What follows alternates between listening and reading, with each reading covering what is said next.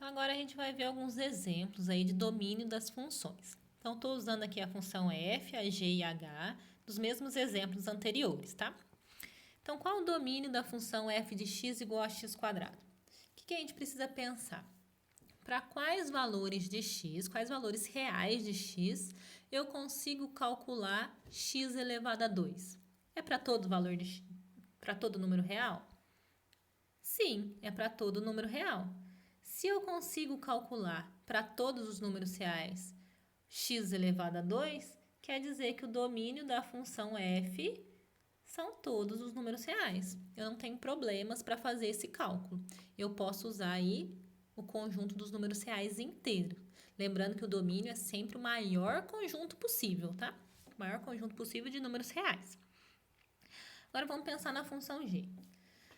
Para quais valores de x é possível calcular a raiz quadrada de x quadrado menos 4?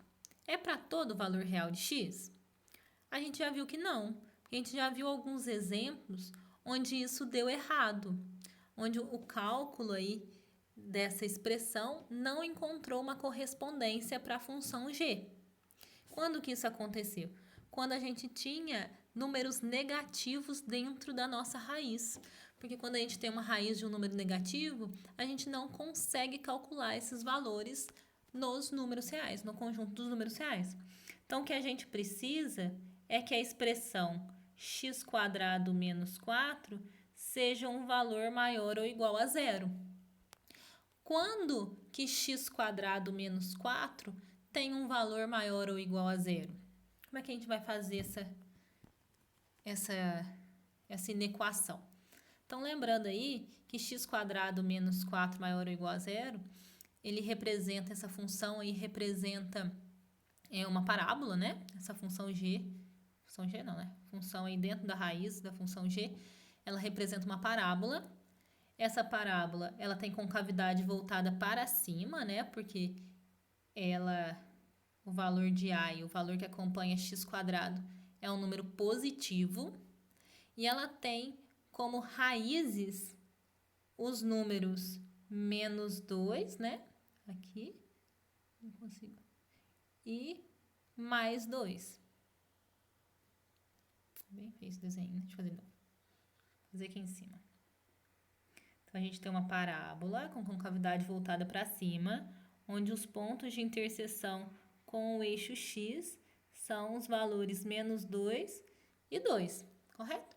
Eu encontrei esses valores quando a gente resolve a equação, tá? X quadrado menos 4 igual a zero.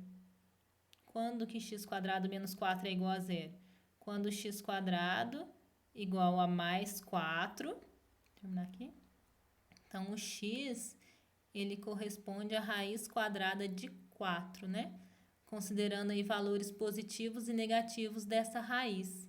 Então, x, ele é igual a mais ou menos 2, que são os valores aí correspondentes onde a função cruza o eixo x, certo? Quando que essa função ela é positiva, então? A gente quer que ela seja positiva, né? Foi isso que a gente disse. Essa função ela é positiva, olha, a parábola está acima do eixo x para valores de x depois do 2 ou então antes do menos 2. Concorda? Então, os valores de x onde essa expressão é positiva são para os valores maiores do que 2 ou menores do que menos 2. Certo? Então, como é que a gente vai escrever o nosso domínio, né, para essa função? Então, o domínio da função g.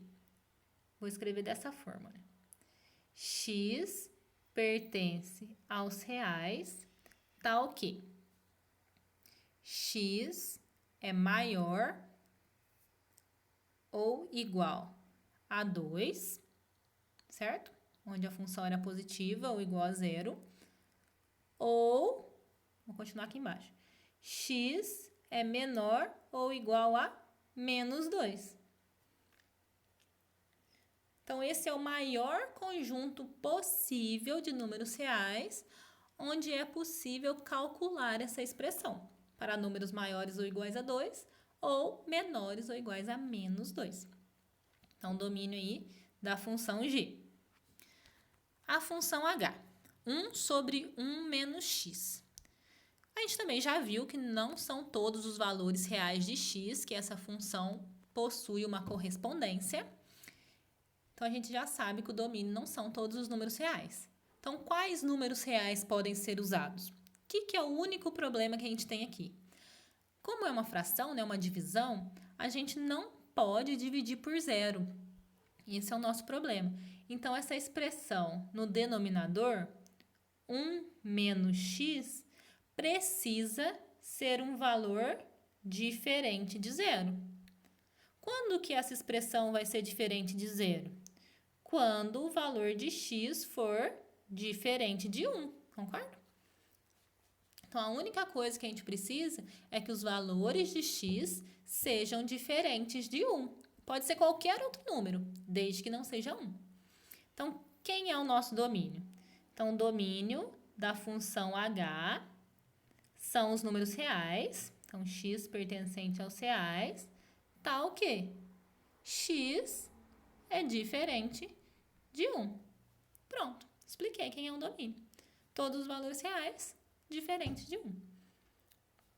Tudo bem? Então, aqui eu vou deixar outros exercícios para vocês. Nesse exercício aqui, para cada uma das funções dadas, calcule. Então, a gente tem várias funções aí, olha. E para cada uma delas, vocês vão calcular o f de 1, o f de 5 e o f de 2 mais h. Então, o f de 2 mais h, ele vai continuar em função de h, tá? Ele não vai ser um número aí, o resultado final. Os outros dois, sim. Mas o f de 2 mais h, ele vai continuar como uma expressão. E eu vou deixar também vocês pensarem e na próxima semana a gente retoma esse assunto.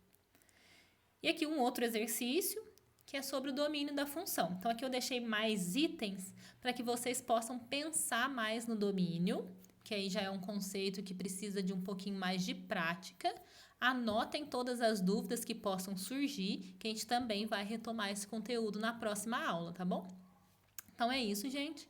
Vou encerrar esse vídeo aqui, ok? Até mais aí.